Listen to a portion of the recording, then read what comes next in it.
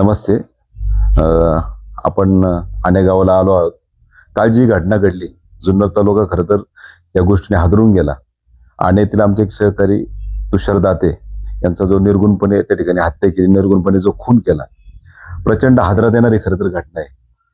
या घटनेने फक्त आनेगाव नाही किंवा फक्त दाते कुटुंब नाही तर संपूर्ण जुन्नर तालुका हादरून गेला.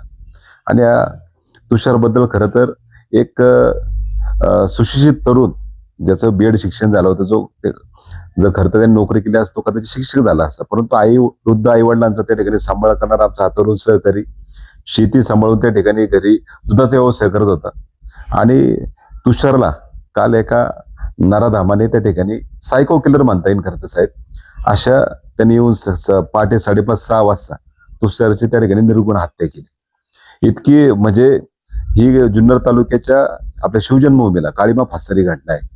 खरं तर या जुन्नर तालुक्यातून सगळ्यांची आमची जनभावना आहे की अशा आरोपीला, अशा सायको किलरला खरं तर फाशी शिक्षा द्यावी. कारण साहेब त्याच्यापासून त्याच्या कुटुंबाला पण धोका आहे. याच्या अगोदरही त्यांचं कुटुंब असेल किंवा आता जो आरोपी आहे यांच्यामध्ये पण काहीतरी अगोदर त्या ठिकाणी वाद झालेले आहेत, अगोदर पण भांडण झाले. सगळं पोलीस डिपार्टमेंट जे आहे किंवा LCB डिपार्टमेंट आहे आपल्याकडं, कर्तव्यदक्ष अधिकारी चांगले काम पण करतात. त्यांनी या सगळ्या गोष्टीचा त्या ठिकाणी तपास करून योग्य तो न्याय दाते कुटुंबाला द्यावा. आज त्याचे वृद्ध आई वडील, आज खरं तर ज्या वयात मुलाची गरज खरं तर आधाराची असते, आज त्या कुटुंबाला फार मोठा धक्का आहे. आणि त्याची जी 2 लहान लेकरं साहेब, एक लहान छोटी मुलगी आहे, जो मुलगा आहे भेदरून गेला अक्षरशः. मुलाला तर खरं तर बोलायला शब्दच नाहीत, एवढं मोठं दुःख दाते कुटुंबावर आहे. आज खरं तर त्या कुटुंबाला आपण भेट दिली साहेब, परंतु तिथं आपल्याला बोलायला आपण निशब्द होतो. आपण या ठिकाणी डॉक्टर आयर साहेबांच्या घरी येऊन आपण त्या ठिकाणी खरं तर प्रतिक्रिया देतोय. म्हणजे तिथं आपण बोलू पण शकत नाही. अशा खरं तर पद्धतीने खरं तर दाते कुटुंब दुःखात आहे, त्या धक्क्यात आहे. आणि इथं सगळे आमच्या आनेचे जे सहकारी आहेत यांच्या माध्यमातून असेल, शिवजन्मभूमीच्या माध्यमातून असेल, आमची SP साहेबांना असेल, वरिष्ठ अधिकाऱ्यांना हीच मागणी असेल की त्या आरोपीला कठोरातल्या कठोर फाशी शिक्षा द्यावी. कारण त्या आरोपीपासून त्या संपूर्ण कुटुंबाला धोका आहे. आज त्या आई वडिलांचा विचार करावा, त्याच्या कुटुंबाचा विचार करावा, त्याच्या लहान लेकरांचा विचार करावा आणि आमच्या दाते परिवाराला त्या ठिकाणी न्याय द्यावा, ही कळकळीची विनंती सर. ज्याचा खून झालेला आहे, ज्याने खून केलेला आहे, तो आदल्या दिवशी या परिसरामध्ये येऊन गेल्याची माहिती मिळते. अशी माहिती समजते साहेब. याचा पण खरं तर पोलीस डिपार्टमेंटने याचा पण तपास करावा. जर आरोपी हा जो ज्याने खून केलाय, हा जर संशयित नाही साहेब, आरोपीच आहे. आणि यांनी साहेब आदल्या दिवशी जर तो या गावात येऊन जर इथं फिरत असेल, रेकी करत असेल किंवा जे तुषारचं जे सकाळपासून त्याचं जे शेड्यूल आहे त्याच्या माध्यमातून जर तो चौकशी करत असेल तर याचा पण पोलीस डिपार्टमेंटने खरं तर सखोल कसून चौकशी केली पाहिजे की नेमका हा इथं कुठं आला होता, कुठल्या परिसरात फिरत होता, म्हणजे याचा नेमका तो त्याच प्लॅनने आला होता का. आणि साहेब ते उद्दिष्टच आहे, तो जर प्री प्लॅनच करून आला होता. आणि मला वाटतं जुन्नर तालुक्यात अशा घटना घडत नाही, घडल्या तर क्वचितच आहे. आपल्याकडे कधी अशा खून मारामाऱ्या शक्यतो होत नाही.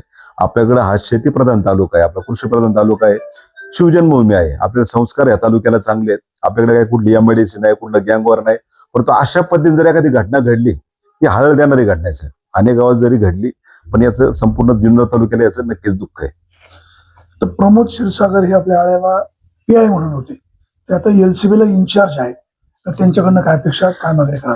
नाही, कर्तव्यदक्ष अधिकारी आहेत आणि नक्कीच ते ह्या सगळ्या गोष्टीचा तपास लावतील. आज आरोपी तर असं समजतं की त्यांनी काहीतरी औषध घेतलं, तो ऍडमिट आहे. मला असं वाटतं या सगळ्या गोष्टीचं पोलीस डिपार्टमेंटने किंवा LCBने या सगळ्या गोष्टीचा खोलात जाऊन याच्या सगळ्या गोष्टीचा खरं तपास केला पाहिजे. आज तो जो आरोपी होता त्या आरोपीने आज या औषध पिण्याचं नाटक म्हणा किंवा काही जे उद्योग केलाय, खरं तर साहेब त्यांनी ज्या काही गोष्टी केल्या मला माहिती त्या कुठल्या अनुसरून केलेल्या आहे, परंतु पोलीस डिपार्टमेंटने आणि खरं तर न्यायदेवतेने अशा आरोपीला, अशा सायको किलरला खरं तर फाशी शिक्षा द्यावी. कारण अशा आरोपीपासून संपूर्ण कुटुंबाला जीविताला धोका आहे साहेब, जीविताला धोका आहे. कारण ह्या जर इथून मागं पण जर अशा काही घटना घडल्या असेल आणि परत आता ही शेवटची घटना फार खुनापर्यंत आली असेल तर मला असं वाटतं ही फार धोक्याची घटना आहे. याच्यातून खरं तर पोलीस डिपार्टमेंटने योग्य तो न्याय द्यावा.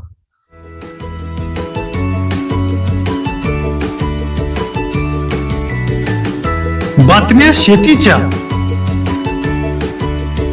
बातम्या मातीच्या, बातम्या अन्यायाच्या, गुन्हेगारीच्या,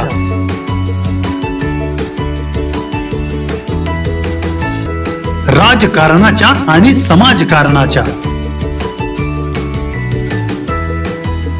शोषणाविरुद्ध बुलंद आवाज, जनसामान्यांच्या हुंकाराची गाज, सत्कार्याला प्रोत्साहन,